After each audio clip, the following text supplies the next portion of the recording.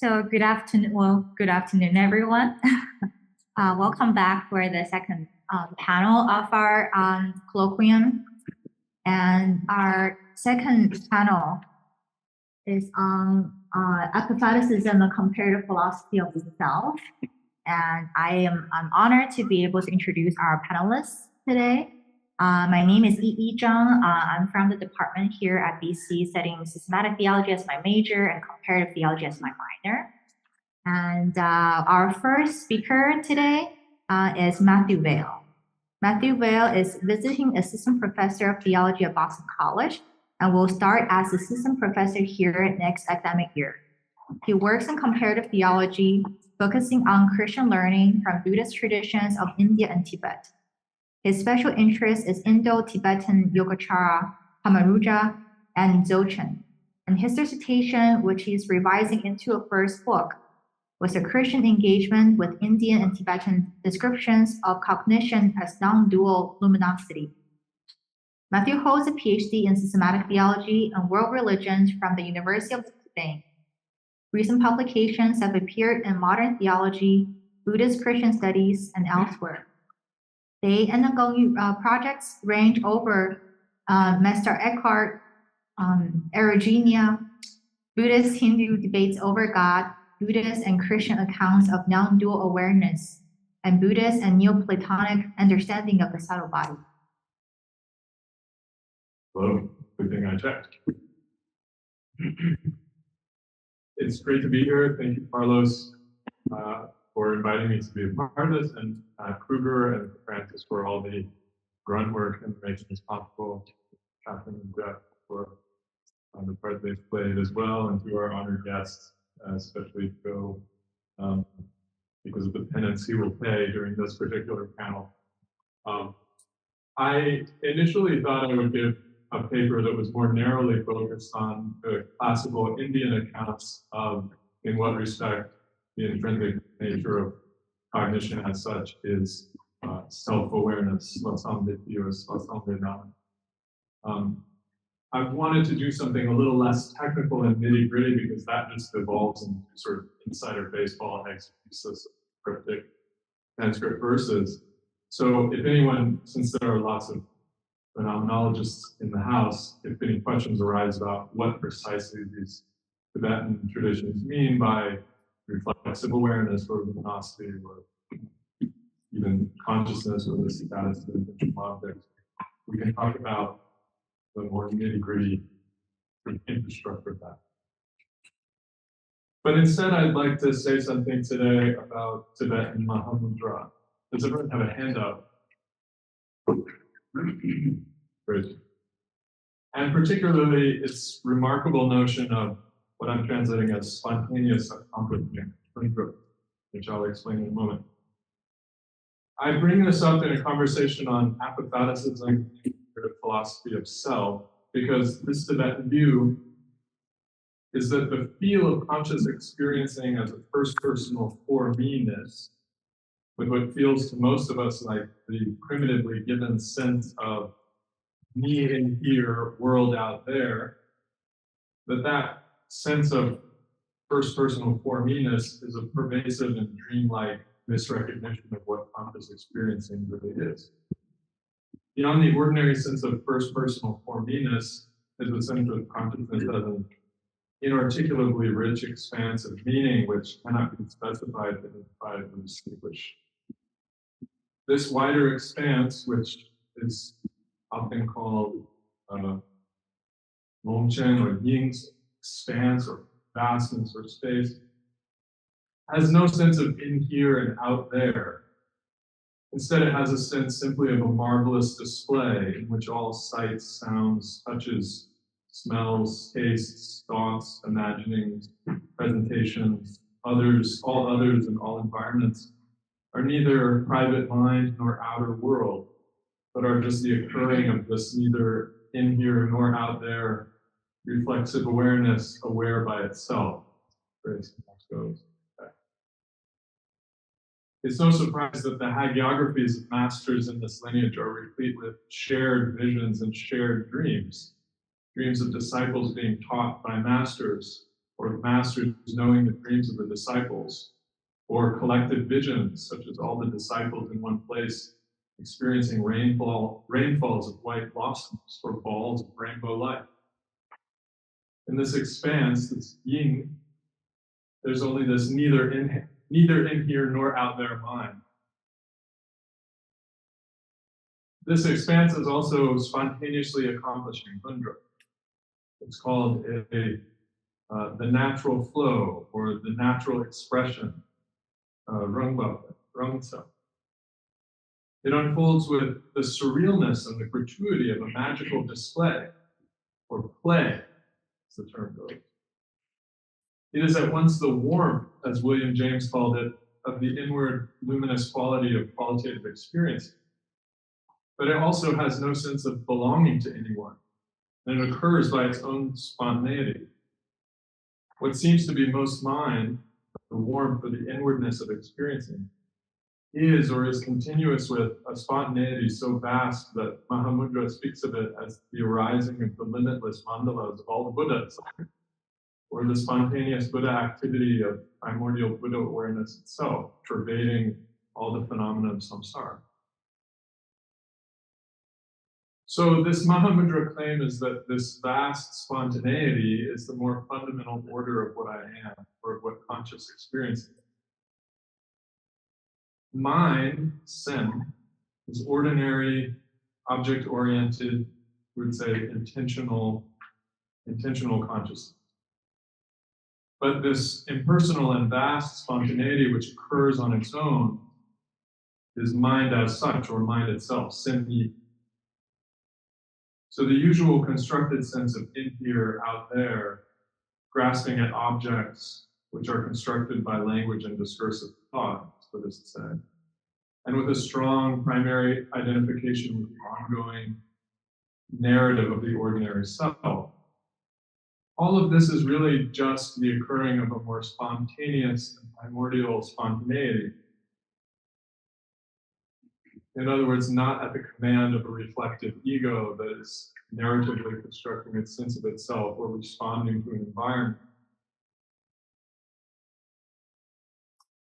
This is a classical Mahamudra metaphor, just as the waves arise on the ocean surface without meaning anything other than the vastness of the ocean. In the same way, a reflective, articulable, narratable sense of self arises from what is this much vaster display that's called spontaneous, Kundra, occurs of its own.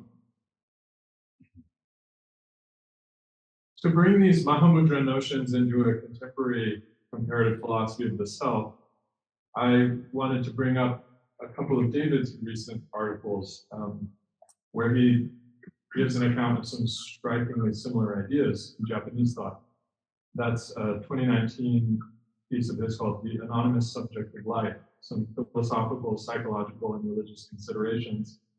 And then just last year, 2023, Phenomenology and the Impersonal Self, Between Self and Non-Self.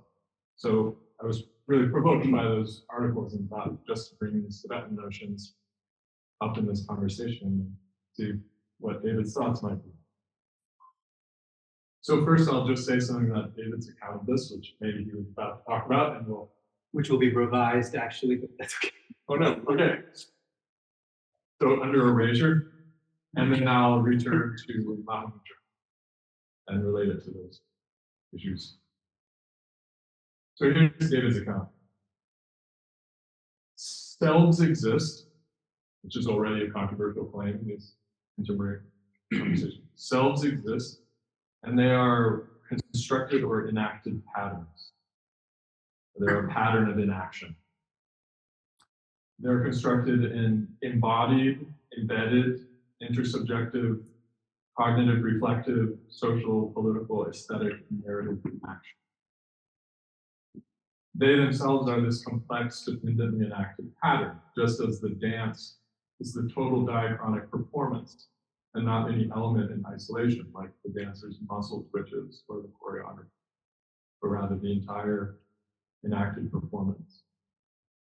Even what, for most of us, feels like a primitively given sense of for me-ness being a center, a perspectival center, is itself an inaction. Primordially, what there is to conscious experiencing is not a core self or a minimal self, as the phenomenologist Dan Zahavi has influentially held. What conscious experiencing most basically is an anonymous and personal subjectivity. David says this is an unconstructed subjectivity, one which does not primordially include a constructed or enacted sense of in here, out there, or even of for me-ness, much less refers sense of autobiographical narrative continuity. David surmises that what Buddhist description of states of non-self point to is this: a learned skill of leaving the constructed self out of the way we experience the world. What remains then is an unconstructed, impersonal subjectivity. This subjectivity is, quote, conscious experience, the awareness of the phenomenal character of an experience, so qualitative experience, but one which is pre-reflectively but impersonally aware of itself. So not in the sense of the ongoing egoic commentary of telling a story about myself. But I would also add, with some of these Buddhist discussions in mind, that it's being aware of itself or self-reflexive is not it's doubling back on itself as an intentional object, but it's being intransitively self-perspicuous or intransitively self-conscious, as Uriah Kriegel has put it. It's also for David a unified, embodied perspective. And drawing from Merleau-Ponty, David describes this primordial ground of embodiment as the ground where the world and experiencing cannot be so neatly distinguished. The primary ground of experiencing is where the touching is at once a being touched. The hand is our presence to the world as touching precisely by being a touchable, being a thing in the world. And so primordially, minding and worlding are non-dual since as embodiment. I will have some strong resonances with the Mahamudra instructions in a second. Our being there in the world, present to the world, is, David says, ontologically continuous with our being the there. Our being there is continuous with our being the there. This fact accounts for the impersonality of fundamental subjectivity. At its fundamental point, subjectivity is a unified embodied perspective, and that means fully given over to, continuous with an impersonal world of embodiment with its relative alterity and autonomy vis-a-vis the narratively enacted ego. Underlying impersonal subjectivity is conscious, but not for me. As Merleau-Ponty says in a famous passage, it's not that I perceive, but that one perceives in me. On perçoit en moi. This subjectivity is a for oneness, not a for me-ness. As Merleau-Ponty suggests in his various remarks on nature and Schelling, the ground and source of phenomenology, which haunts it like a shadow, is the barbarian source, Schelling's nie aufgehende Rest of nature. Not, I think, considered as a brute, dualistically conceived extramentum, but as the autonomy and the spontaneity of an impersonal subjectivity, which seems at once primordially intimate to what I am, but also uncannily foreign to the I. In a way analogous just even to the unconscious, and its intimacy to the I, but its foreignness to the I. David draws on the Japanese thinker Kimura Bin, Lacan, Merleau-Ponty, Victor von Weizsäcker, and others to say how ego individuation is a developmental achievement.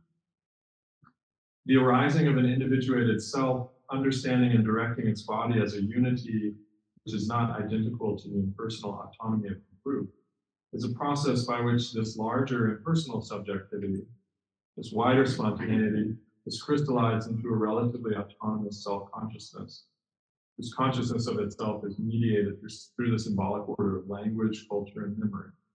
I was stunned in our first two children's early infancy.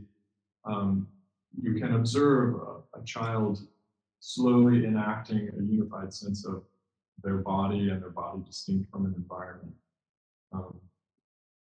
Fascinating process. So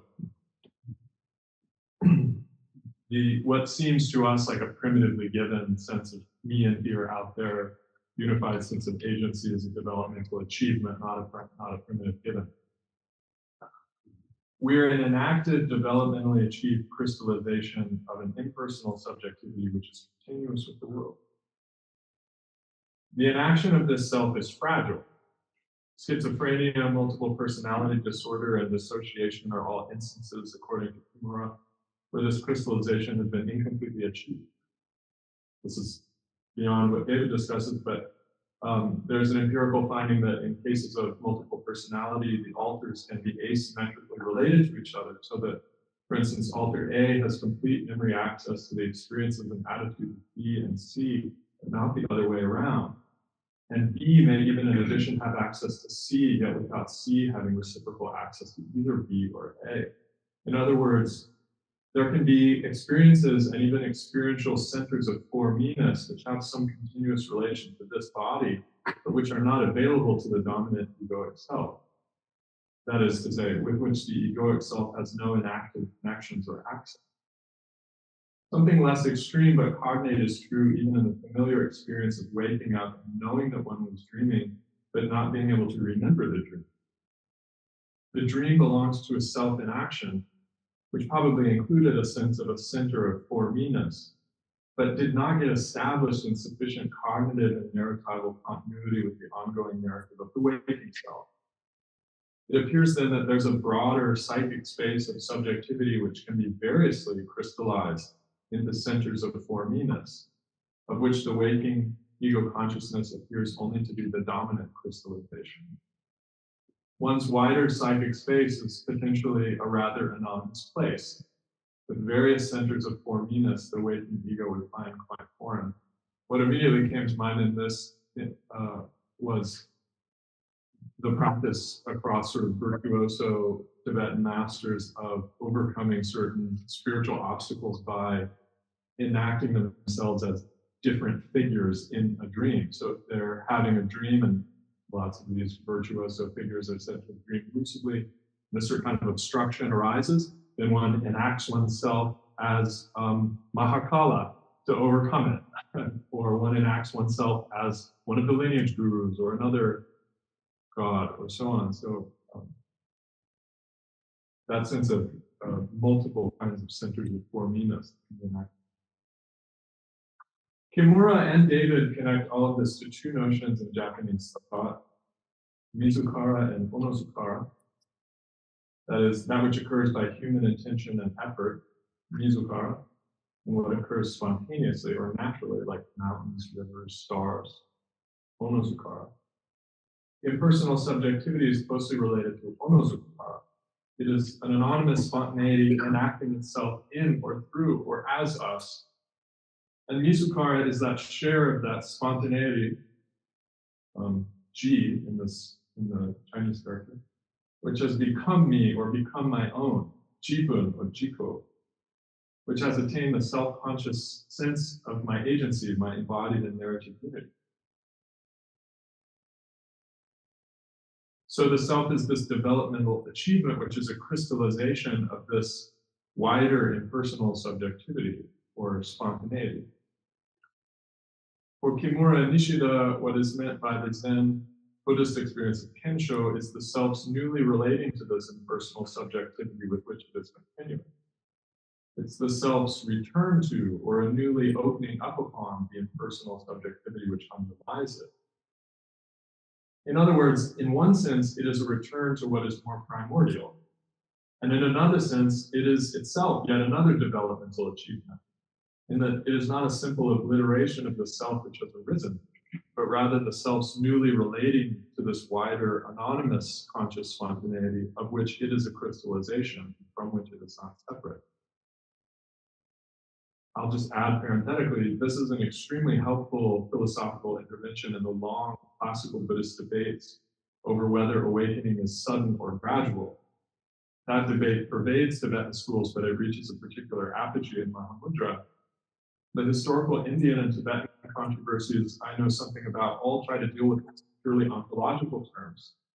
Okay, Buddhahood must be an ontologically prior and primordial ground, and that means that selves don't or can't exist because they must be purely illusory because there is from the beginning only ever this one fundamental ground. Whereas David's account is at once ontological, phenomenological, and psychodevelopmental, so it gives us a much more differentiated way to that question. Okay, so that was what I found so provocative and interesting in David's recent work, which might be under erasure. And I'll just say a few things about how closely cognate ideas appear in Tibetan Mahamudra. First, Mahamudra quite clearly centers around what David is hitting at, a more fundamental, impersonal, reflexively aware subjectivity, which is a wider spontaneity continuous with the world. In other words, it is both our being there and our being the there. I'll articulate this briefly by tracking one classical division of Mahamudra into stages, which you'll see on your handout. The first stage, appearances are mind. This is what is one to what one is to realize at each stage. Appearances are mind. Mind is empty. Emptiness spontaneously accomplishes, or emptiness is spontaneous accomplishing. And spontaneous accomplishing is self-liberated. First, appearances are mind. As the oft-cited sutra saying has it, whatever is of this three-realmed world is nothing but mind. Chitam matram idam yad idam tradat. So the guru should lead the student in pointed questions to bring about the insight that the living body is nothing but mind. As the 16th century thinker Zhang writes, and think of Merleau-Ponty, at least as an analogy, if a thorn is stuck somewhere in your body, anywhere from your head to the soles of your feet, who feels the painful sensation? The body or the mind? If it is only the body that feels it, then it would be possible for a corpse to feel. But of course, a corpse does not feel. If it is the mind that feels, and if body and mind are separate, then the mind would be feeling pain that is occurring in a separate body. Consequently, it would be possible for the mind to become sick when a tree is cut down or the earth is dug up. End of quote. The body is the lived body by being mind, for one to. And so body and mind are not two things, but only the arising of the mind as this here structured manifestation of embodied sensation. As with touching and tasting, so with all distant appearances, sight, sound, and smell. They're experienced by being mind. In our present state, these appearances are all the delusory appearances of karma. But all phenomena are the rising of mind. All the out there is only appearing as out there at all just by being the very same as the in here. We can fruitfully relate this to Merleau-Ponty, though the Mahamudra setting is unapologetically idealist. As Zhang goes on to say, even a corpse at death is a mental appearance of the person who sees it. It does not exist apart from that.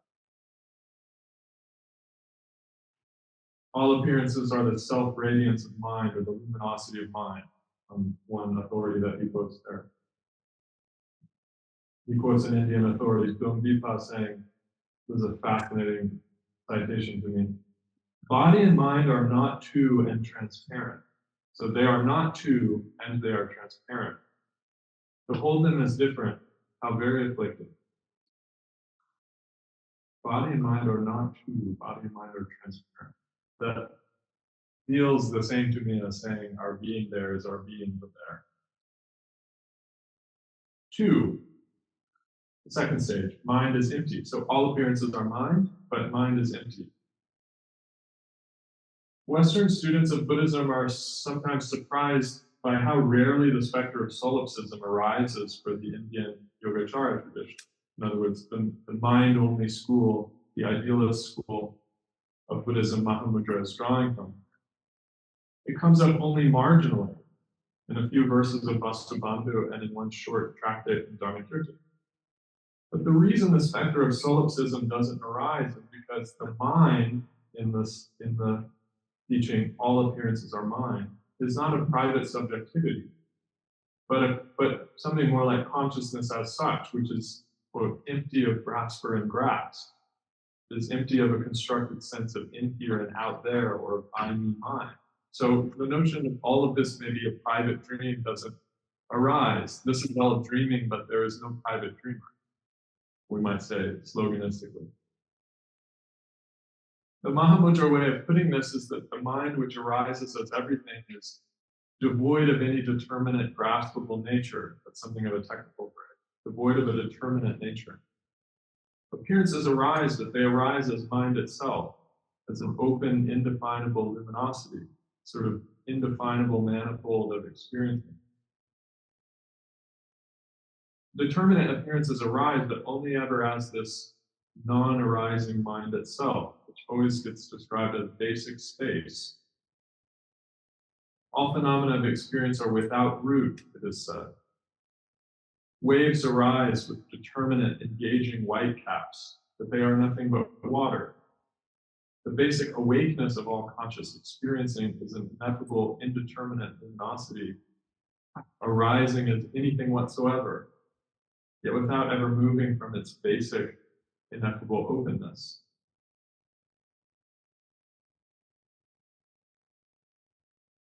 In a famous spontaneously uttered song in verse, one author says, thoughts are released within reflexive awareness. Grasper and grasp have vanished in the expanse of non-arising. So this intentional consciousness is occurring within this more basic, non-intentional space of simple awareness, which no experiencing ever moves beyond basic space. That's always the phrase. Without moving from basic space, all manifold phenomena arise. So mind is empty. It is not the private reserve of an ego or a sense of poor meanness. It is without grasper and grasp. It is without in here, out there. It is called a self-knowing emptiness, devoid of all reference points. This is the most colorful image of all. Like the center of space, limitless in 10 directions. So this is the sort of most primordial nature of awakeness as such, this sense of being in the center of limitless space, limitless in direction. And in the same way, a colorful analogy that one may paint a canvas in space, or even all the universes of samsara may arise with the four elements coalescing into worlds and beings and so on. At the end of an age, when all of the elements are consumed by fire and reduced back to basic karma, still basic space has remained completely sort of pure and unsullied throughout the whole unfathomably long cycle of the universe cycles. Basic space, ever pure. Okay. So this is what gets called the ground of all, kunshi, or the expanse, yin, manifesting as all phenomena while being neither the same as all phenomena nor set against them as some other. Now third, and this is the last point, what is empty is spontaneous accomplishment.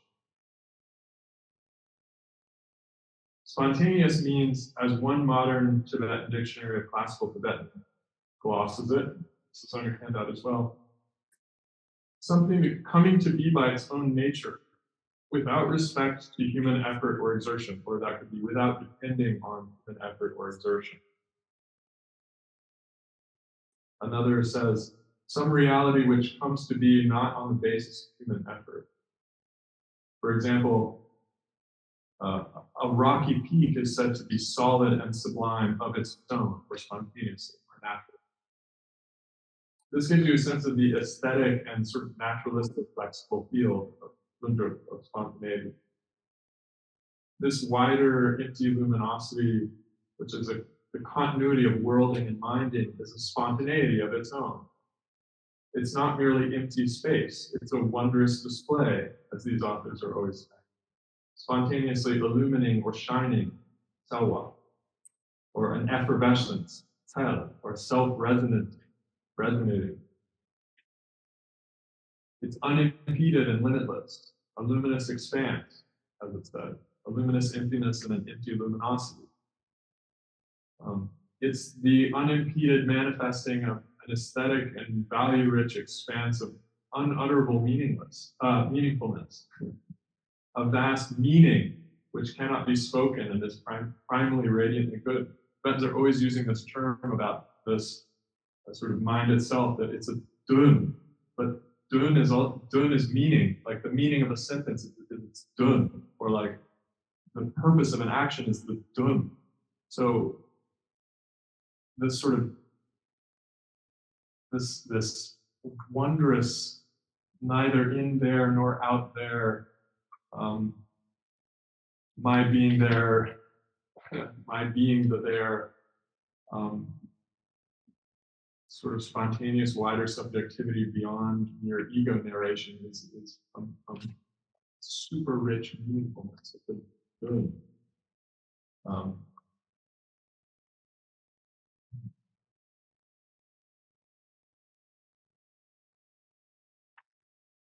I'll just read a few lines from this on the back of the handout. This is a verse from the author I mentioned a moment ago, from Apophatic. This would be a spontaneously uttered verse in order to express his realization of Mahamudra. Now I have cut off from within all the gussying up. That phrase is adding a feather, trying to augment or gussy up experiencing. I've realized the ground, mind itself to be unborn. Thoughts are freed in the dimension of reflexive awareness. Grasper and grass have evaporated in the expanse of Mount Horizon. Sights and sounds are dispersed into the vastness of Dharmatash. Hope and fear are dissolved into the space of equality. So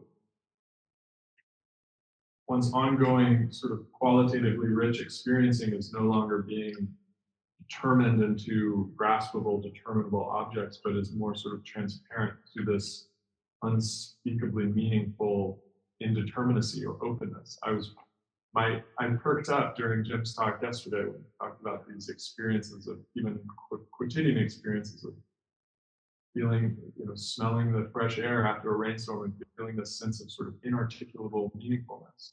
This is somewhere on that spectrum, the kind of inarticulable intensity of meaning that starts to dawn when the whole continuous ego narration has kind of relaxed or dissolved.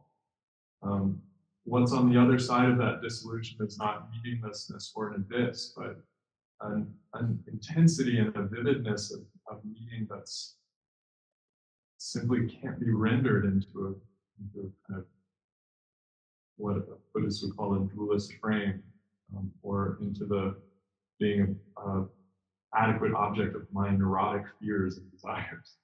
So hope and fear are dissolved in the space of equality. I'll just read a couple more lines. When not polluted by clinging to the appearance of objects, it's just empty appearing apprehended, a rainbow in the sky, again, spontaneity, it appears of its own. A kingdom of unity without reference points, quality's playful dance, ah la la. Limitless, self-luminous awareness, primordially uninterrupted expanse. This is the view of the innate, spontaneously here, spontaneously becoming. The great spectacle of limitless mind itself. From within this ease, unobstructed by reflection and grasping, and so on. I'll skip a few lines. Just the last few lines. Unobscured by pride's painted up conceits, by the self-resonating and unarisen reflexive awareness, I've sung the song of direct experience. It's a fascinating play on words in the Tibetan. He's all throughout, he's contrasting this kind of marvelous, the mere, the miraculous display of just this sort of impersonal, wider subjectivity as such, contrasting it with like the artificial art artifacts of painting or of writing a song. This is the self-resonancing of consciousness itself compared to the mere songs that I can play this sort of. This is the wondrous display, the marvelous, spontaneous display of consciousness as such, compared with pride's paintings. or the self-painting of conceit. So I'll stop there since I've been going on for quite a while and turn it over to others. Thank you. Thank you, Matthew, for your illuminating talk and just for that diamond song that really invited us into this wider spontaneity that you are trying to communicate to us. Our next speaker is David Johnson. David Johnson is an associate professor of philosophy and director of the Asian Studies program at Boston College. He has been a visiting researcher at Albert Ludwig University of Freiburg, Germany, the Nanzan Institute for Religion and Culture, Japan, and the International Research Center for Japanese Studies in Japan, and Pompeu Fabra University in Spain. His research draws on primary sources in Japanese, German, and French to explore the shared grounds to be found between phenomenology, hermeneutics, and Japanese philosophy as it develops in the aftermath of the 20th century continental philosophy. Recent publications include articles on Gadamer, Plotinus, and philosophy of language. His recent monograph is on Watsuji on nature, Japanese philosophy in the wake of Heidegger, Northwestern University Press, 2019.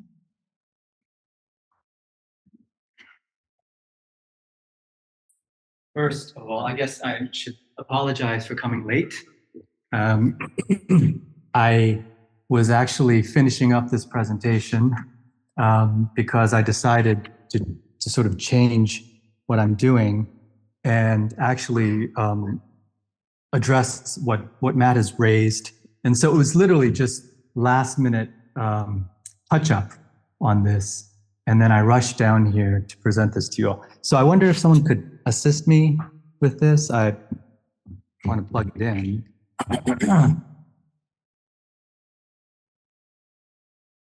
I mean, I was originally going to talk about Barbaros and Kimura and various other things, and I was going to read a paper out. But looking at the format here, I thought maybe more of a spoken presentation would be better. So, and I just want to project this.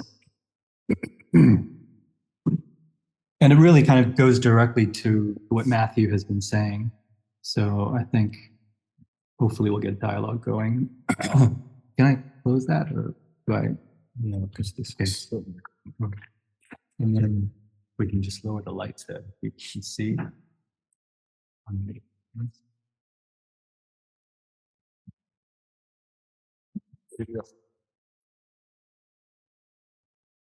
So this is a presentation called Between Self and No Self, some phenomenological consideration. And it is based on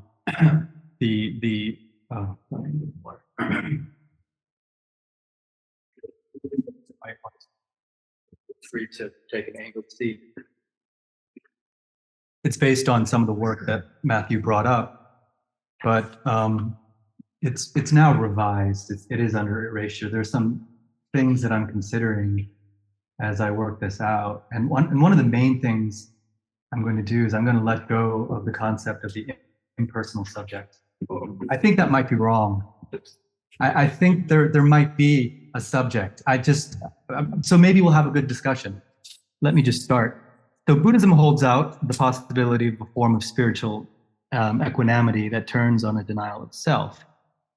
But there seem to be good reasons to hold on to the reality of selves. The existence of a self enables to account for phenomena such as praise and blame, hopes that motivate our actions, and then, of course, very importantly, attachment to others in bonds of love and affection. So I'm suggesting that we not take the self off the scene too quickly. I think Evan Thompson has a chapter in his latest book that says, no self, not so quick, something like that. The existence of a self enables us to account for phenomena such as, oh no, I said that. So, in the talk, I want to try to bring together and reconcile really two great ideals of East and West. So just a very small project. selfhood and no self at some level and in some way. And I should sort of preface this with a few warnings. I mean, first, I use the language of the self, but that's just a shorthand way of communicating. I think, you can talk about selving, you can talk about selves. And second, of course, self is such a massive concept that here I want to make clear that I'm focusing on the experiential self, the self that is spoken of in classical phenomenology. So let's start with the reality of selves, which is something I think we take for granted in terms of its importance to our lives, and which I don't think it's so easy to let go of philosophically. So something like a self seems to be indispensable in accounting for many of our beliefs about vast swaths of human experience. After all, who are we married to, if not the selves and personalities we know our spouses to be? What exactly is lost or mourned as an elderly family member enters the late stages of dementia? Who is it that gazes back out at us in Rembrandt's self-portraits? Or I'm thinking of Montaigne's famous quote about Etienne de la Boétie. Why were you friends with him? And he said, because it was he and because it was I. So there's something about selfhood and friendship that also go together.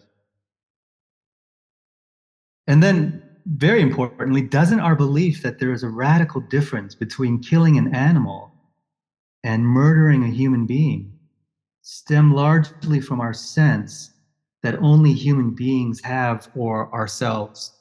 So the idea would be that some of the horror that we feel about murder has to do with the notion that we've murdered a self, or that a self has been murdered.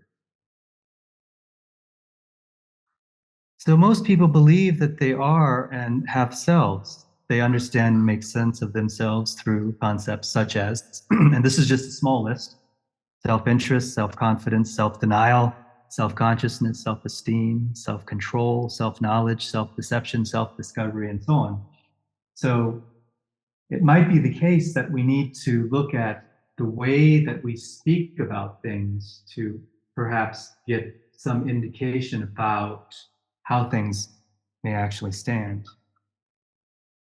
Very importantly, and again often overlooked, people experience the selves of others as the primary setting of their lives. I mean, this is what we're directed towards. This is our world. It's not nature. It is, but it's not primarily nature.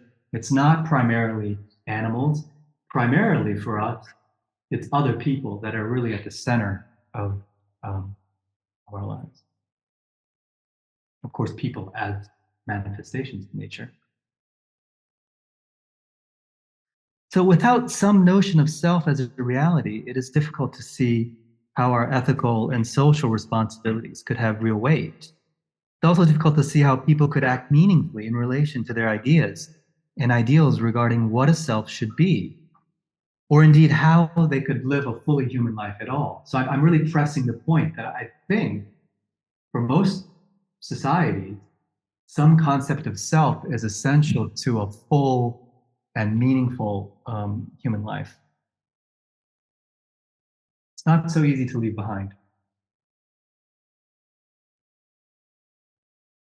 3, the structure of selves. So these points support the idea that selves exist, but they don't require us to think of selves as just one thing. I think that selves are, as Matthew pointed out, a constellation of many things. For this reason, I propose a model of self as a complex structure composed of several dimensions. And this is an instance of what Sean Gallagher has called a pattern theory of self. The pattern theory understands selves as sets of different processes which are dynamically related to one another to form a complex gestalt. Gallagher enumerates a number of features that constitute a self without claiming that the list is complete. And that would include the embodied, and again, at the center of my account, the experiential self. I put so much emphasis on this because experiential consciousness, I think, is foundational for most other forms or dimensions of selfhood. So the narrative self, or the social intersubjective self, or the situated self, and so on. The self as affective, having temperaments, intersubjective, attuned to others, psychological and cognitive, having continuity through memory, personality traits, etc. The narrative self, the self is extended, identified with property, institutions, nations, situated, embedded in a family, and practices, and so on. So these are all aspects of selves. So here's a concept that I want to advance. This is the idea. Rather than speak of the impersonal subject, I want to speak of elemental subjectivity. I suggest that we understand these dimensions of the self as grounded in and growing from an elemental subject of experience. And again, we could use the word subject or subjectivity. It's probably better to call it subjectivity because subject sounds like a thing, like an entity. But sometimes in English, we have to use the word subject. So you might, for example, lose aspects of your autobiographical awareness in amnesia. You might lose a sense of your body through brain damage, and so on. You might have Alzheimer's, you might become mentally ill. But what endures beneath these forms of awareness is the consciousness of what an experience is like, its phenomenal quality, what Nagel has spoken about in his famous article on what it's like to be a bat, what analytic philosophers call qualia. And as I will try to show, the subjectivity of experience is best thought of as an implicitly self-aware experiential structure. So this is very important. This isn't really a form of reflective self-awareness. It's not cognitive in any straightforward sense. It is a background sense of being given to oneself. And maybe the best way to explain this is, so I'll just go off on a tangent, but hopefully it'll help. So you might think that computers or robots will one day become conscious. I don't think so. And that they would have something like a phenomenal quality of awareness. I think that's going way too far for lots of reasons. But you could imagine maybe that they experience in some way one day in the future. But what they don't do is experience their own experience. And this is what human beings do. So let me try to give an example. An experience might be seeing a mountain. That if you want to imagine a computer doing this, maybe the computer also processes the visual data of the mountain. There's the experience of the mountain, phenomenal quality of the mountainous. If someone were to bump into you while you're looking at the mountain will shift, the view will shift, but you will not think that there was an earthquake. In other words, you will know implicitly and immediately that your body has shifted. You're experiencing the experience of seeing the mountain. You're self-aware as you're conscious. That's the idea, that it's the mode of givenness of experience, rather than another part of the experience, or rather than a cognitive or reflective moment of experience. But you know immediately, as do dogs, that if they're bodily moved, it's not that the world has suddenly shifted, but that their body, their point of view on the world has shifted. That's something we all know immediately. And this is, I think, something that it's almost impossible to overcome in terms of this idea of what Zahavi calls a minimal self. That's his notion of the minimal self. The point is that the computer would not think my computerized body, my mechanical body has shifted. There is not that sense of the for me-ness of the experience. The experiential self. This is what I'm talking about. So one way of understanding this self is through the experiential self of classical phenomenology. Think of Sartre and his notion of non-positional self-consciousness. Again, it's not posited in a reflective moment. Zahavi has recently given new life to this in his contention that the subjectivity of experience entails what he calls a minimal self. And this is very, very minimal. He concedes that we could call it minimal subjectivity. It doesn't have to be called minimal self. The subjective quality of an experience, the character of what it feels like to have the experience, is always and of necessity a feeling for someone. So the idea is that when you talk about phenomenality or consciousness, it's never just what it's like, but it's always structurally and of necessity what it's like for me. What it's like for me. Those things can't be separated out, only analytically, but not ontologically.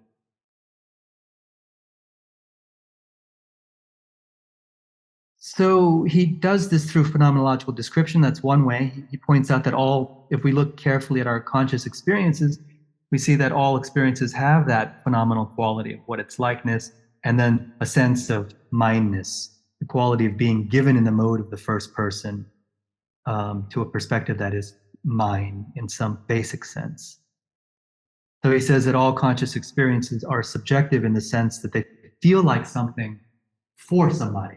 Once you talk about feeling, you have to talk about feeling for a conscious entity. The interesting thing here is that he would concede, and I think I have to concede that the elemental subject then is generated across all forms of animal life. I think we have to say that all conscious life is grounded in elemental subjectivity. So it wouldn't be the case that only human beings have minimal selves or are minimal subjects, but that all of animal life does. 6, implicit minimal self-awareness. Moreover, my awareness of an experience as given for me does not consist in my taking my own conscious experience with knowledge. That's the earlier point I made. So we are aware of the self in an implicit and pre-reflective manner. So when you perceive, what is present explicitly are the contents of perception. And what is present implicitly is the sense that this is your perception. But again, it is not an object of knowledge. That the perception is for you is not something extra added onto your experience. Rather, it's a constitutive moment of it insofar as it is the way that the experience is given. It's the mode of the experience. One always already knows about the way that experience is given without attending to it. So for Zahavi, selfhood, or at least minimal subjectivity, is intrinsic to conscious experience. I think he quotes a line from a philosopher, I think it's Galen Strauss's father, who says, it would make no sense to say, I remember that terrible experience, fear or suffering, but was that mine? Those things just intrinsically go together. Who was it that was experiencing? 7, self as the subjectivity of experience. The minimal self is both an experiential structure and be immersed in experience and inseparable from it. So here we get into something like inactive cognition. And of course, this dovetails nicely with phenomenology, that the self, of course, is also constituted by what it experiences. It's an open structure. It's an open, dynamic, interactive structure that is certainly also constituted by its experiences. But it's not reducible to individual experience. If that were so, then in addition to a unique quality of what its likeness, a unique sense of for me-ness would be present in each experience as well. But while the phenomenal content of experience changes from one experience to another, the perspective through which it is given remains unchanging. Else we would experience this perspective as being a completely different one in each episode of experience. Instead, the quality of being mine is experienced as remaining unchanged across different experiences. This unchanging and embodied dimension of first personal givenness constitutes the experiential structure of the minimal self, or what I would prefer to call the elemental subject. I think self is a loaded word. It carries a lot of baggage, so does subject, or elemental subjectivity. But for reasons that are connected to a project I'm working on with some of the work that Kimura Ben has done on subjectivity, I prefer to use that term, but in a much wider sense, subjectivity as both collective and individual, and so on. The Zahavi concedes that some will object to the mere subjectivity of experience, that the mere subjectivity of experience is insufficient to establish selfhood. And that's been kind of a major objection. People have said, well, that's not a self. And he concedes that it's true. That's not a self in the sense that we understand selfhood. But it's the basic presupposition. It's the most elemental and necessary, but not sufficient ingredient for what we understand fully in terms of a self. But his point is still that using the term self here is warranted because subsequent self-descriptions and thematic self-identifications would be inexplicable had our experiences been completely anonymous when originally lived through. We couldn't go back and identify that that was our experience if it had been anonymously experienced. So I'm moving away from the notion of an anonymous experiencer, although I'm willing to think about dimensions of experience that are part of an impersonal opening onto the world in sensation that are taken up and fully realized as personal experiences. That just seems to be the very structure of experiencing, as Merleau-Ponty has shown so well. Selfhood and ownership. So here I want to talk about how we really move to a fuller notion, a more complete notion of the self. So Zahavi's arguments only entail the existence of a minimal self rather than the full sense of selfhood we know in our usual experience. That every experience is an experience of what something feels like only entails that every experience must have a subject of experience, one with direct access to the occurrences that constitute our mental and perceptual life. But this does not entail, for example, the ownership of these conscious events. Ownership can be illustrated by certain ideas found in the work of Frankfurt, Taylor, and Ricoeur. Frankfurt observes that thoughts, desires, and emotions can occur in us even as we feel that we want to reject them. The act of identifying with or rejecting these aspects of our mental life is constitutive for him of the self. Second-order desires may come into play that repudiate first-order desires, this example.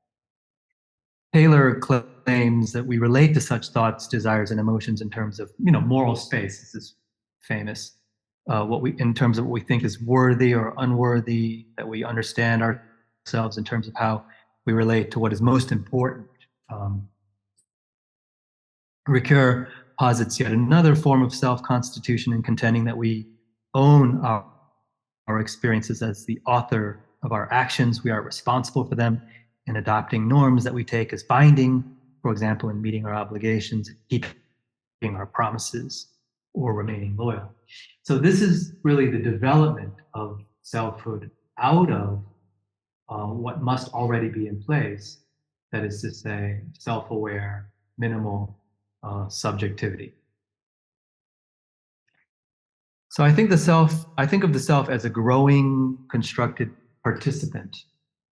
Frankfurt, Taylor, and Ricoeur have each captured different facets of what Jonardon Ganeri calls the participant self, namely the experience we have of inhabiting and participating in a first-person stance, rather than merely being a spectator of the experiences given through it, of being a self that is engaged by and alive to experience rather than merely being subject to it. So to be a self is not merely to be the bearer of experiences, it is to be the personal owner of them in some sense, maybe not permanent. It is to be the agent of actions, the thinker of thoughts, the feeler of feelings, and the holder of beliefs and attitudes. What the ontological status of this dimension of the self is controversial, and it's open. I don't know, but it's certainly something that we experience. The self is growing, constructed participant. So the self is dynamic, it's processual, it's temporal, it's an event. I mean, human life is an event, beginning with birth and at least in terms of experience, ending in death. The participant self presupposes the acquisition of language and a process of enculturation. It grows with and from experience. A full self is not simply given. Where there is a self in the fullest sense, and I don't mean that in any technical way, I just mean just in terms of everyday experience. This is a later development and a construction. The constructed character of selves is perhaps most readily apparent in the other dimensions of self. The self is constituted by its memories, the self as unfolding through our relations with others, the self as narrated, the self as a performer of social roles, and so on. All of these things are constructed by oneself, by one's social, cultural, historical, and personal circumstances, by one's actions and choices, by one's interactions with others, but also by what happens to one. So construction isn't only a kind of subjective project. I do what happens to me, maybe. If selves are a multidimensional constellation constructed by experience rather than given in it, it can, like other constructions, change or be damaged or even fall apart. Narratives can be rewritten, social roles can change, self-conceptions can be superseded, second-order desires can be repudiated. Sorry, this is a typo. First-order desires can be repudiated by second-order ones. Aspects of self can change or be lost in dementia, mental illness, brain damage, or amnesia. Selfless states. But unhappy or abnormal experiences, according to Buddhism, are not the only ones in which the self can come apart. There's another kind of experience, namely the experience of selfless states, in which we find the flowering of consciousness rather than its deterioration or collapse.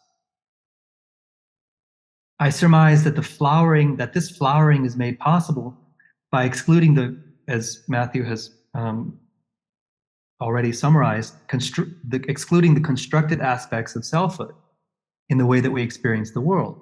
So just as someone with amnesia can experience her life without essential elements of her former self, it may be that the person in a selfless state experiences the world without being burdened by the constructed constellation of self. These dimensions of self, again, here's just shorthand, the self or selves, can be left out of how we experience the world because they are constructed through experience rather than constitutive of experience.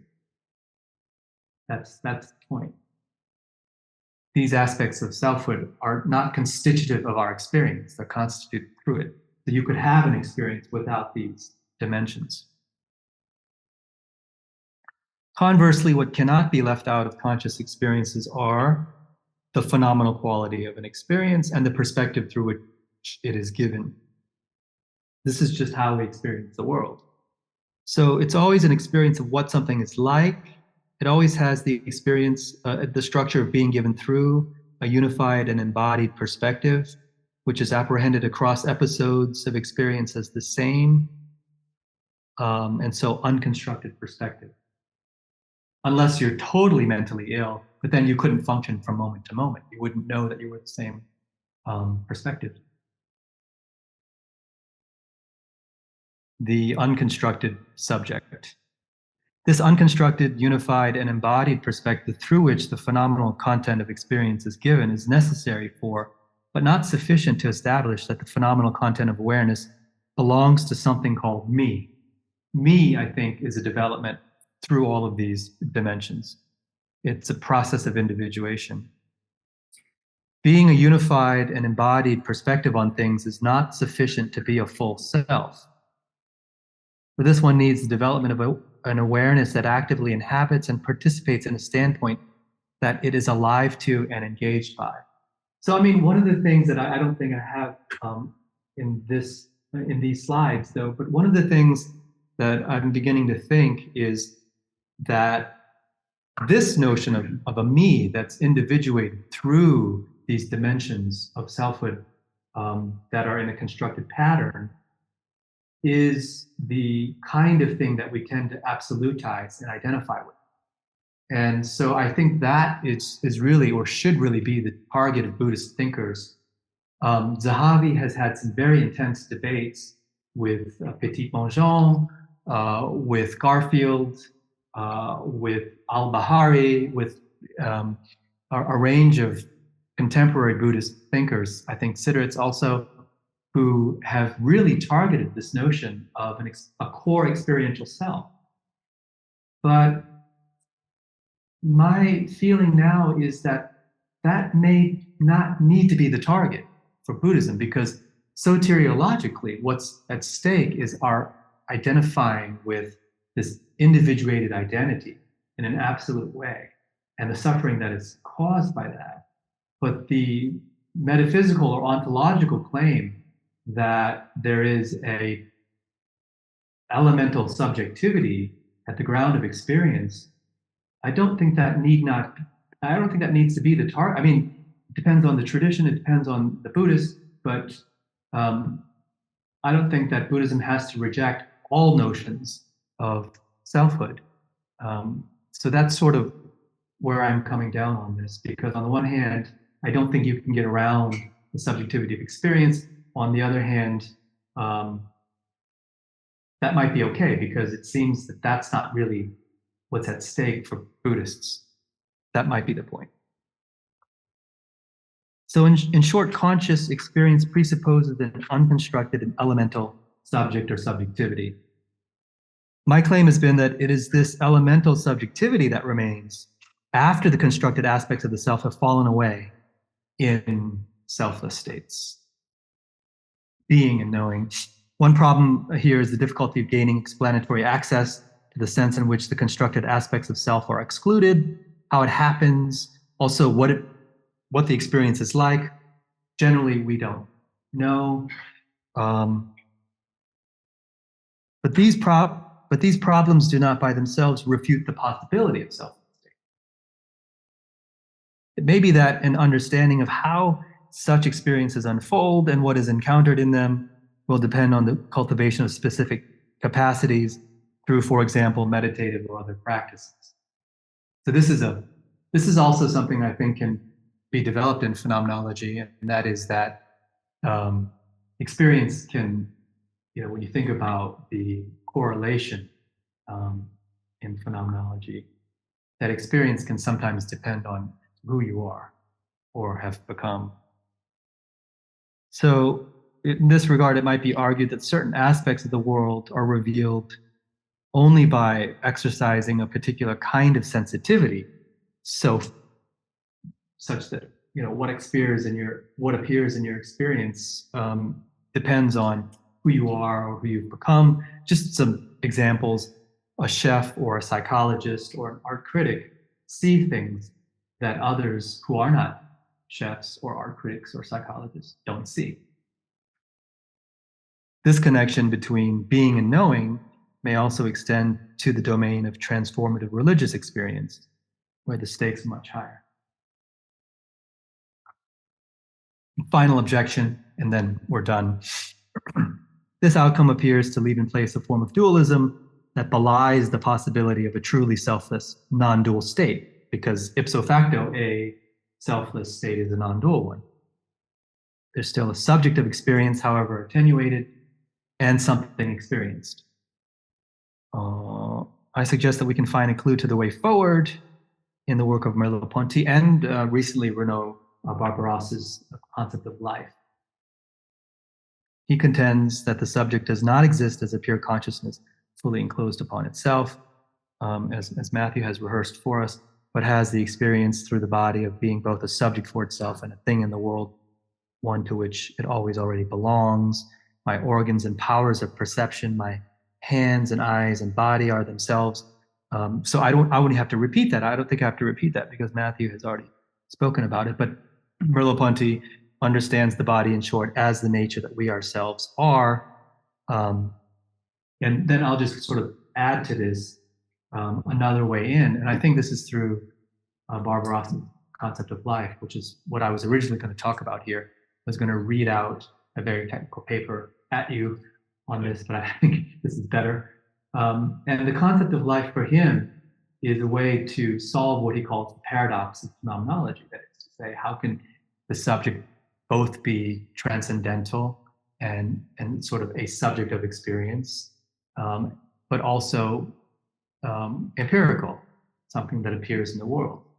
And he proposes that this is so and this is true and possible because life is like this. Life is both something lived through, and so it's disclosive, it is subjective, but also it's something in the world.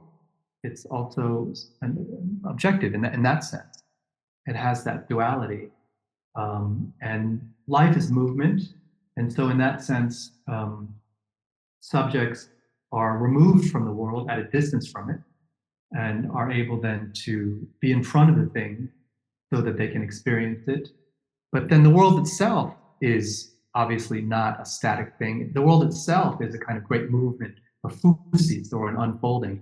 So you can think of life as a movement caught up within the larger movement of the world. And within life, you can think of human and animal lives as veering more or less toward either the movement of the world in animal instinct and the lack of a sense of a personal self, or as an inflection or a drift within the movement of life in our subjective presence to ourselves. So this is, I think, another way ontologically towards this problem. But now I come to my conclusion. So the idea, and I'm just sort of reinforcing this point that we really need to be sensitive to just how essential an idea of the self is for us, but also how promising and beautiful the idea of selflessness in Buddhism is as well. So the idea that selves exist and are real in some sense seems essential for really a certain fullness of meaning in life. The value and significance of our actions seem to require that we interact with others who are more than merely organisms who lead their lives rather than sort of just organically live them out. Think of Kant on the notion of kind of self-directed, right, subject who is an end in itself. The sense that something is at stake in my encounter with others comes in no small part from the belief that others are selves. What, after all, could be at stake in an encounter with a robot, or even perhaps, and this is controversial, but even perhaps with an animal? On the other hand, the idea that Buddhist practices can take us away from the smallness of the self and its concerns towards something much larger suggests that what is at issue in selfless states are some of the highest possibilities of the self in its relation to the world. Each of these ideas, the reality of the self and the Buddhist doctrine of no self, looks on the face of it to exclude the other. Each seems to offer a very different way of showing what a human being can be. My aim in this talk has been to think about how to hold on to what shines out of both of these conceptions, how that is to hold on to the whole range of possibilities that both offer for human existence. Thank you. Thank you for that very interesting. In that presentation, that I have a lot of questions that I would like to ask if we have time. But now I'll introduce our third speaker, Joseph S. O'Leary. And now retired, studied literature and theology at the Youth College and at the Gregorian University, Rome, from 1966 to 1967. His doctoral thesis is on Augustine de Trinitate and was followed up with articles on persistent topics non-Nicaea Creed. During his postdoctoral stay in Paris, he sketched the critical hermeneutics of Christian tradition inspired by Heidegger and Apophatic, pleading for a step back from metaphysical shaped Christian doctrine to a phenomenological and contemplative reading of the New Testament, with an emphasis on the fourth gospel. After teaching theology for 2 years in the U.S., Joseph O'Leary moved to Japan in 1983 and researched Buddhism at Nanzan University, while working on various translations and editing projects. He taught philosophy and theology in the Philippines for a year and lectured on English literature at Sophia University from 1988 to 25. Subsequently, he holds the chair for interreligious research at Nanzan University, and his exposure to Buddhist philosophy nourished 2 further works on fundamental theology. Their English versions are Religious Pluralism and Christian Truth, Edinburgh, UK, and Conventional and Ultimate Truth, a Key for Fundamental Theology, published by Notre Dame. After addressing Buddhism more frontally in his Buddhism lectures and other works such as Buddhist non-duality, Pascal Paradox, a Christian commentary on the teaching of the Vimahapiti, published by Peters 2018, and Reality Self, Philosophical Challenges of Indian Mahayana, published by Kisoku 2019. He harvested from his literary essays 2 books on Irish literature.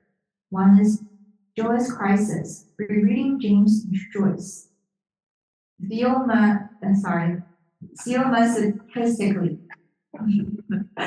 published by Yusuf, and Irreducible Ireland, also published by Yusuf. A book on his favorite writer, Henry James Yusufallah. These books are supposed to represent a theological dialogue with literary modernism. Currently preparing a book on the Nicene Creed and St. Athanasius, hopefully to appear next year for the 17th centenary of the Council of Nicaea. He hopes to find his way back to serious Buddhist studies and to receive new life from him. Thank you very much. And thank you very much to all of you. And my gratitude is unbounded. These 2 weeks have been extraordinarily stimulating and amusing. Now, I don't know what to say because I've just put together pieces from both the Catherine editor and the Vimalakirti Sutra. But my question now to myself is, why do we get so overjoyed when we read demolitions of the self? For example, Hume. I look into my consciousness and I only find bundles of sensations. I don't find self. We find that exhilarating. Young Hume, about 23 or 4 years old, wrote that. He was living in La Flèche and he was in dialogue with Jesuit missionaries who had been to Buddhist countries. And the great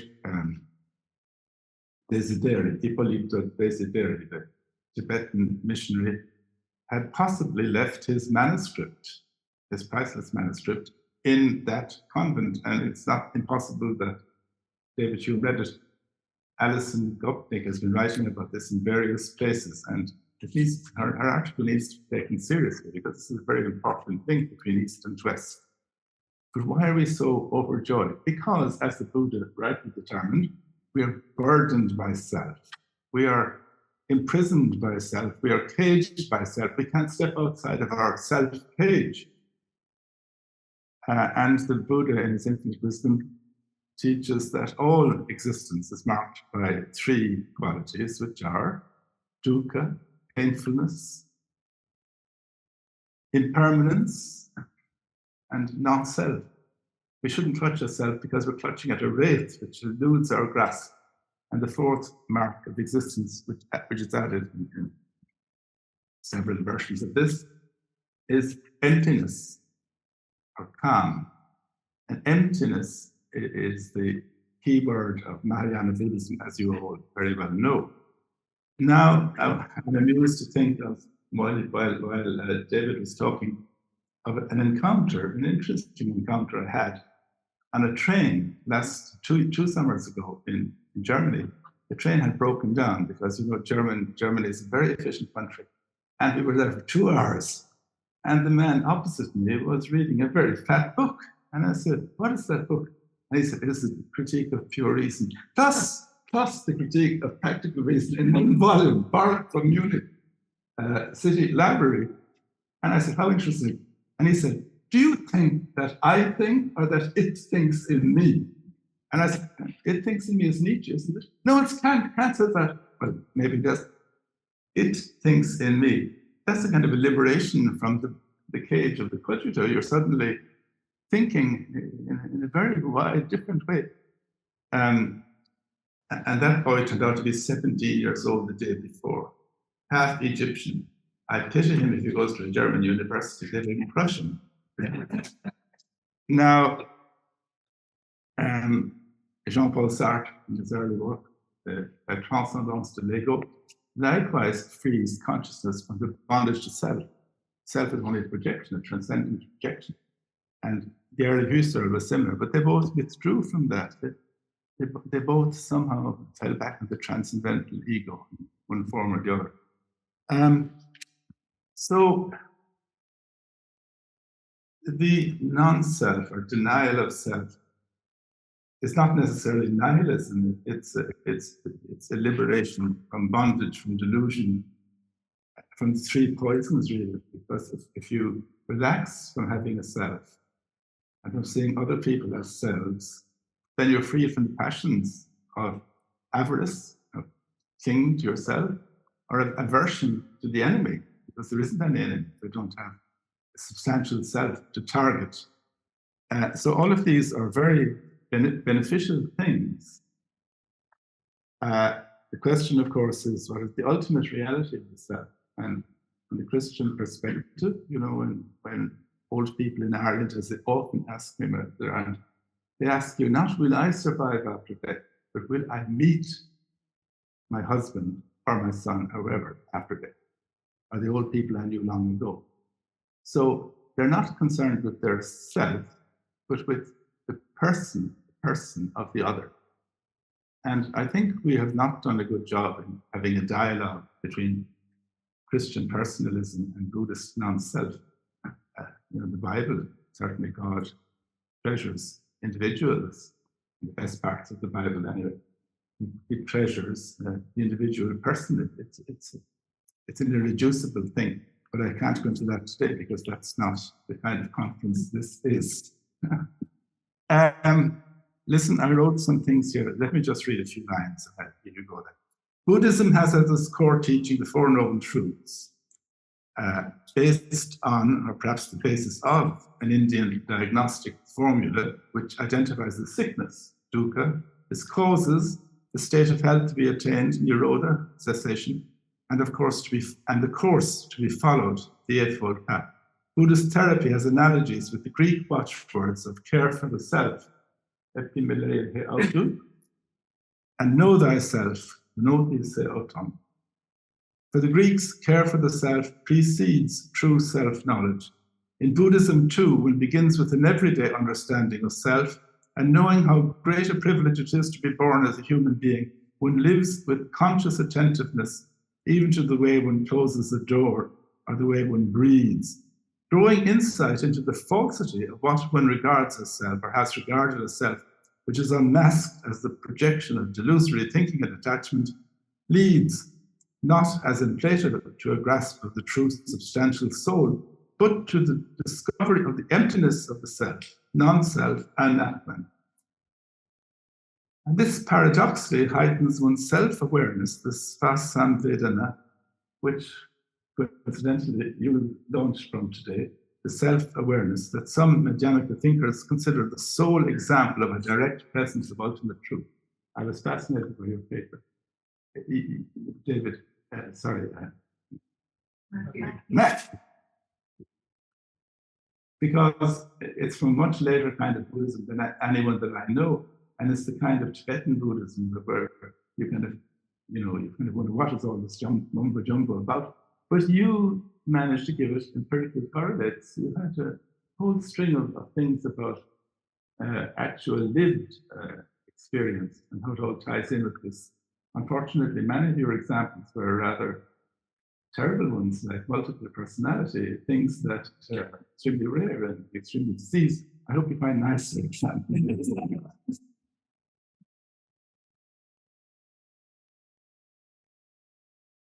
The discourse on non-self produced abstruse scholastic controversy. You'll notice that I'm going back to very early Buddhism, which is much drier and far less ecstatic than any of the poems you read to us today. The discourse on non-self produced abstruse scholastic controversy, notably in attempts to refute the Pudgala theories. 18 of the early schools, there are 18 early schools in Buddhism. Professor André Barrault of the Collège de France mapped them all sedulously, and 4 of those 18 schools are Pudgala schools. They hold to the existence of a self or person, or how would you describe it? And what do they mean by it? It's very vague and indefinable. They were never regarded as heretics in Buddhism. Many efforts were made to refute them, but they could not be banished because they stuck within the limits of orthodox, I use these words loosely, orthodox Buddhist thinking. Vasubandhu, great philosopher of the Mahayana school of Yogacara, or mind only, this is his refutation, the refutation of the theory of the self. It's directed at all forms of Pudgala thinking within Buddhism and outside Buddhism. It is extremely intricate and ingenious, and I find this book quite brilliant. James Drullinger, he takes you through the whole thing. It's a maze. What is the use of such scholasticism? Well, it's a resource. When you wrestle with these complicated theories and refutations, you get a feeling for self and non-self. It gives you thoughts that help you. That's how I see it. I don't think we can really make our own any of these vast theories of the classical Buddhism. And of course, Vasubandhu in turn was refuted by Chandrakirti, and Drullinger has written a second book on Chandrakirti. Chandrakirti said, all this talk about self is conventional language. Ultimately, none of this exists. And there you have the Madhyamaka playing with the two truths, the conventional and the ultimate, which throws a spanner in everything. Vasubandhu exposed logical contradictions in the Pudgala theories and their incompatibility with the teaching of the Buddha, as he claimed. But he was critiqued in turn by Chandrakirti for failing to realize that all talk of self and non-self belongs to the register of conventional, not ultimate reality. The intricacies of such debate are hardly useful in real life, but they can be a reservoir for practical wisdom that avoids the harmful extremes of affirming a self. Even to insist that I am is delusive vanity. Somebody said that actually earlier today, so this coincides with what I just said that. Negating the self is a nihilistic thing. If you negate the self in its conventional reality, you're nihilistic. But if you say that this conventional reality is ultimate reality, you're falling into vanity and delusion. It's an ever varying pendulum between substantialism and nihilism, which the middle way is supposed to find its way between. Every possible variation on that can be played, and it has been played over 2,000 years. The stuff I'm talking about here is about the year 0, and the stuff you're talking about is about the year 1,000 or 1,500 even. So there's a gulf, but notice the continuity and the strangeness of the transformation of the tradition. Where is the self of Buddhism? Where is the self of the identity of Buddhism? It's non-self in a sense. Next, part 3. To a considerable extent, the blockages and the dualisms that impede the Bodhisattva Vimalakirti's interlocutors in the great sutra, now accessible in Sanskrit, after being known only for 2,000 years in Chinese and Tibetan, it was discovered, you all know the story, I'm sure. Professor Takahashi went to Tibet to the Potala Palace, and he approached a box, and he said, I was led by the Bodhisattva, Kanon Bosatsu. And I opened the box, and I took out the first layer, and I opened the second layer. What was I looking at? The Sanskrit text of this long forgotten sutra. And I don't know what he did. Did he photocopy it? Did he smuggle it out? Chinese were very angry, and they made it much harder to find precious things in their Tibetan colony. But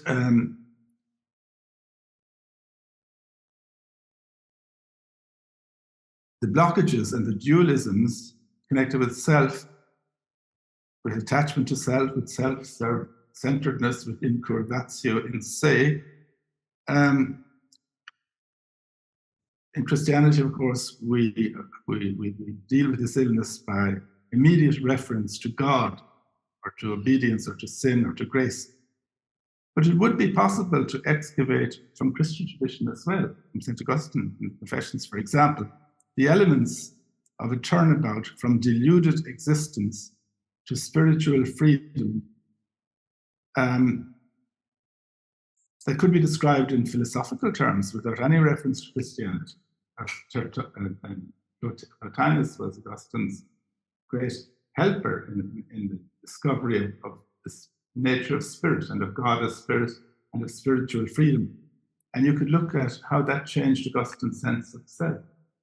It's very interesting that the sublime moment in the Confessions, is a mystique à deux, two people.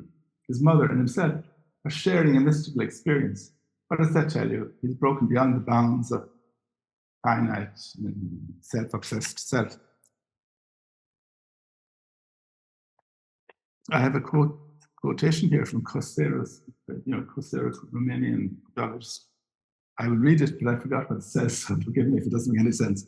This routine misapprehension of the discrete, D-I-S-C-R-E-T-E, phenomena of experience as a self. We put together the phenomena of experience as a self, and that's, according to him, a misapprehension. I don't think you will agree with that.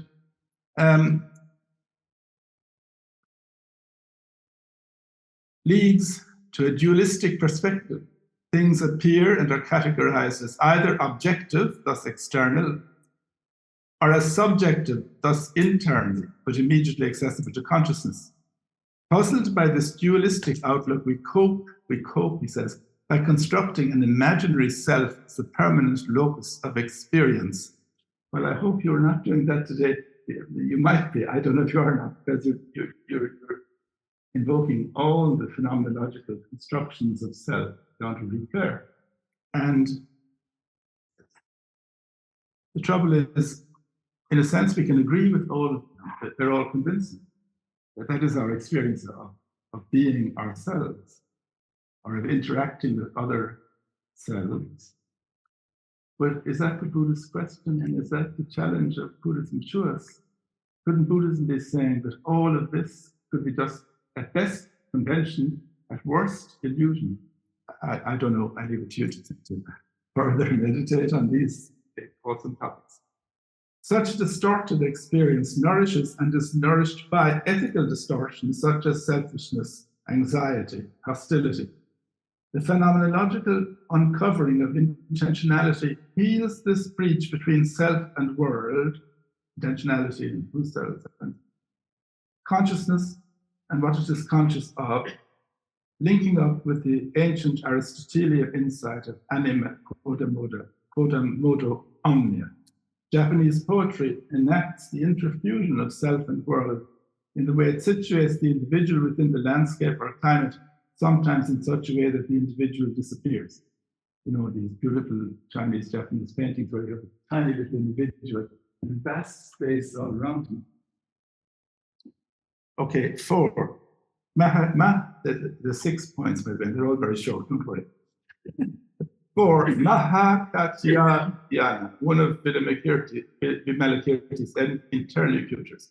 He's supposed to be sick, and he's interrogated by 32 successive figures of increasing majestic stature, and he outshines them all in wisdom. And his sickness is merely a skillful means to get them to come, and he teaches them. Anyway, one of them says, he was expounding one day the meaning of impermanence, painfulness, non-self, calm, marks of existence, such as I mentioned just a while ago. Fourth mark, added to the basic 3, is in some texts not calm, but emptiness. Vimalakirti said, do not speak of dharmas endowed with activity, production, and disappearance. Absolutely nothing has been born or is being born, has arisen or perished or is perishing. That is the meaning of impermanent. You see, the Mahayana people are dreadful. They take what look like very easy ideas, simple ideas like suffering, permanence, non-self, and then they play around with them and they're gone. And they say the meaning of impermanence is permanence, the meaning of momentariness is emptiness. And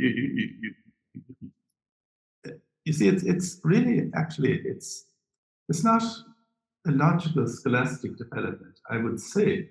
It's a changing style of teaching, and it's a changing practice. And they find perhaps that telling people that things are impermanent, non-self, doesn't affect them. It's just routine. And they say, well, actually, if you want to know the truth, it's the opposite. And it's skillful means. Again, it's not hammering out definitions. It's reacting, responding.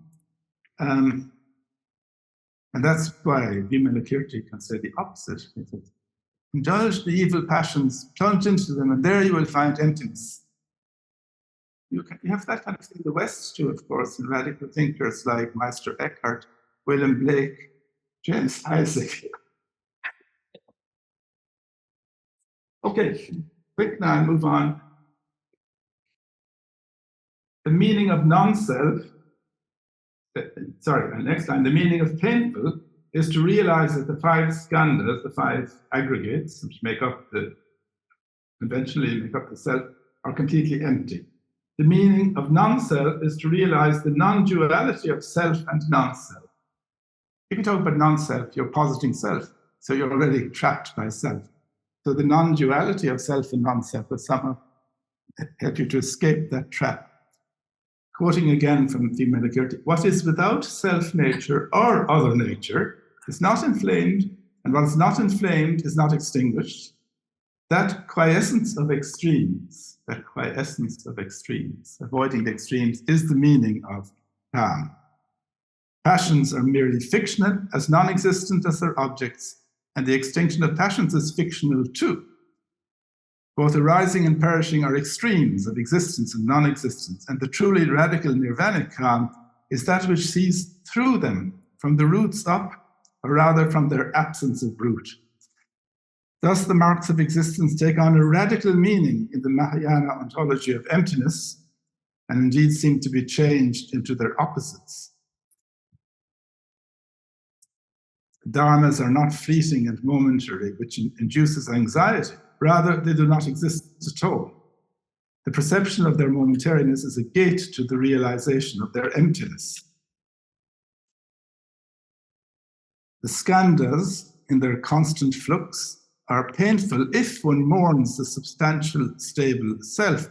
But if one accepts that the skandhas, are just as empty as the self has been shown to be, then their painful unsatisfactoriness, their dukkha, becomes a painless emptiness, no longer inducing clinging or aversion, hatred. The word non-self reflects clinging to the vanished self, but the non-self character of all dharmas annuls this distinction between self and non-self. Nirvana is then no longer an object of painful striving, but is found in the realization that all the empty dharmas are naturally calm and do not give rise to the delusive passions that make up samsaric existence. They do not give rise. These delusive passions are so empty of being that they disappear. 5, This universal emptiness is already implicit in the old Buddhist doctrine of non-self. At least I found a quotation. Nothing apart from suffering comes into existence, and nothing apart from suffering ceases to exist. Not quite sure what that phrase means, and it's rather unique in the Pali canon, and indeed is attributed to the diabolical opponent Mara. The more general teaching is that the 5 skandhas are not self. Here's another quotation.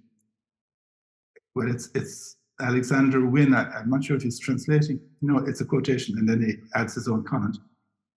It's from a sutra called the Vajira Sutta.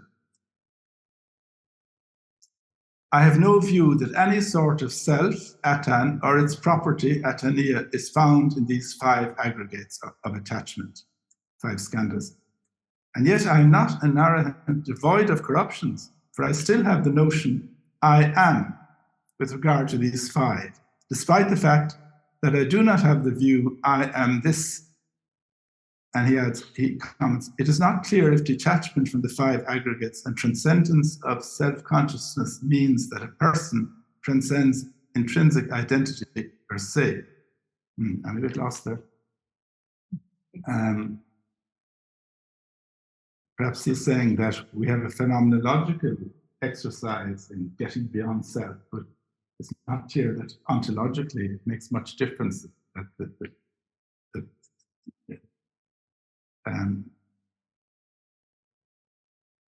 there's a deeper level, an ontological level. You want to plunge very deep and say, well, what is the person? It's very difficult.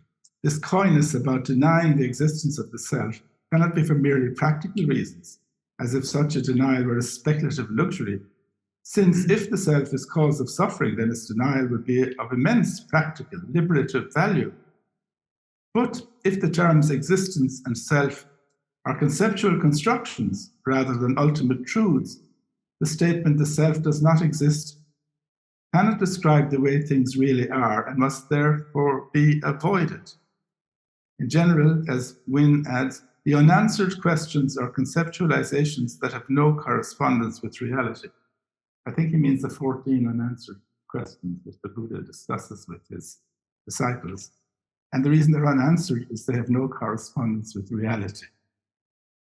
This is often the way in early Buddhism, you know, the many famous stories of somebody says, come, what is the self? Do I have a self or something? And the Buddha says, you're somebody who's been smitten with an arrow, and as I take out the arrow and heal you, you're really wasting your time. You've got to get down to here and now. I mean, what would be the substitute for the self, for obsession with the self? It would be total concentration on now and on doing now what needs to be done to promote the good things and to block the bad things, which, by the way, is the message I came across in the movie we saw the other day, the Cure de Campagne, where the parish priest says, you know, you are very, the younger priest, the saintly priest, said, you know, you should just do what you're doing today. Do it well, do it carefully. That's enough, that's enough. And the priest has been writing this diary and agonizing over prayer in the darkness and all this sort of thing. And at the end of the novel, he's very happy. He says, somebody says, you can't get communion before you die. And he says, what about that? What does that matter? All is grace. He's reconciled himself to his life, to living where he is, to being where he is, which is the kind of basic motto of all kinds of Buddhism. And finally, 6, the one awakened to emptiness must consign suffering beings. Oh, this is the big riddle. If I'm empty, and if all these suffering beings are empty, why would I waste my time extending compassion to them? Compassion being regarded also with suspicion because it's passion, and true wisdom should have left all passions behind. And I looked and looked for the answer to this question, and the only answer I could find in the Apophatic Sutra is a practical injunction, again, just like the Cure de Torsi and his protege. Go and do it. Show your compassion to them. And of course, very often compassion for these high-ranking bodhisattvas means teaching. And teaching means teaching people that they don't really exist, and thus healing them from their sufferings. So it repeats the riddle, how can I be loving them if I'm telling them they don't really exist? One's compassion for these suffering beings might seem a useless investment, entangling ones in the toil of compassion, of common passion. This riddle gives lots of food for meditative thought, and it is never fully solved. Perhaps Buddhism likes to have unsolved riddles. They're a koan, and they keep it, they keep it mentally sharp. The solution is practical. Just practice the wisdom of emptiness and compassion for suffering beings together as the two basic imperatives of Buddhism, holding them in balance like the two wheels of a car. There's a very, I think, very good book by Ludovic Vievard, Vacuité et compassion dans le bouddhisme madhyamaka. But I know the Americans would always say, oh, there's nothing new in that. Have they even read it? And secondly, it's a very nourishing book because it cites all the very good texts. I think it's on Madhyamaka Buddhism.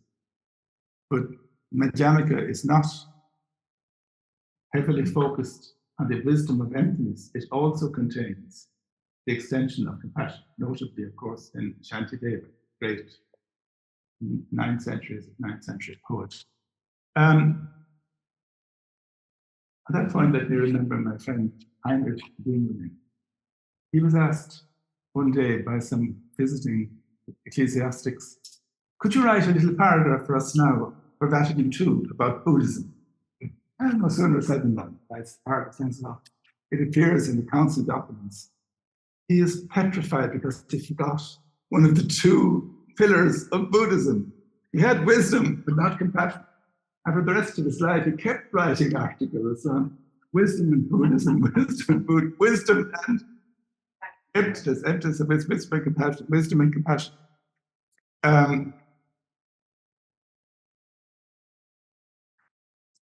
Now, well, here's a very simple and old-fashioned thing, which, of course, is pre-Buddhist. It's the 4 Brahma oaths. I know a man like you who has sailed into the Empyrean and begun with pity and compassion. This is somebody reading the Catechism. But the 4 Brahma abodes are metta, which is benevolence, compassion, karuna, and sympathetic joy, mudita. That means, as Jim once explained to me, it means when your enemy, your rival has won the race, you're not just resigned, you're sympathetically joyful for him. But the 4th is the one most discussed, it's equanimity, upeksha. And it can be misunderstood. It doesn't mean you're now saying goodbye to all these lower level things and you're going to retire into pure wisdom and pure self-containment. No, I think it should be seen as the salt for the other 3, the one that gives them their balance and their efficacity, that you're not just indulging in 3 emotions, benevolence, compassion, and joy, but you're guiding them skillfully to their goal. Well, that's just my theory. It may not be correct. The practice of praying for one's enemies, quote unquote, whenever they come annoyingly to mind, is a corrective of our inbuilt partiality, a restoration of a universal perspective, a reorientation of our concern to the welfare of all, the common good, adopting the most constructive approach to whatever situation may arise. And a person of equanimity would be able to do that, would be wise, Thus, the equanimity that is not an exception to the warm, empathetic, outgoing attitude represented by the other 3 Brahma abodes. It's not a technique for becoming disconnected in order to enjoy one's mental repose, but larger, an enlargement of love so that it becomes an integral, constructive dedication of one's being to the welfare of all. One sentence more. Following the method of the Heart Sutra, which is very popular in Japan because it's very short and everybody memorizes it. It affirms that there are no enemies, no friends, no sufferers, no saviors, for all of these are fixated and distorting representations. Praying for the enemy becomes realization that the entire construct enemy is a delusion. Thank you very much.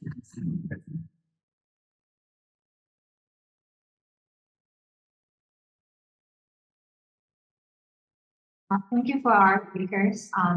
I was asked just now to wrap up our session a couple of minutes earlier, so we will not have the time for conventional questions. So here's what I'm thinking. I'm thinking creatively and also to honor the spirit of Apophaticism, instead of asking questions in paragraphs, maybe we can just say a couple of keywords for our questions so we can gather a few questions before we have to break. So I can start with my first question is related to the difference between self and myself, between objects and subject objects, and how spontaneity can speak to the alienation. My second question was going to be on the relational aspect of the self, especially in thinking of the Chinese Confucian. My third comment was going to be about the Chinese painting that Joseph O'Leary mentioned. That technique, Chinese is called Liu Bai, to leave space, to leave whiteness. I'll just leave it like that. That's a few words to throw out there. And I'll take a few questions as time permits. Yes. No other questions? Any burning thoughts? Okay, great. Then we'll break and then we'll be able to have a few minutes of rest before our next time. Thank you.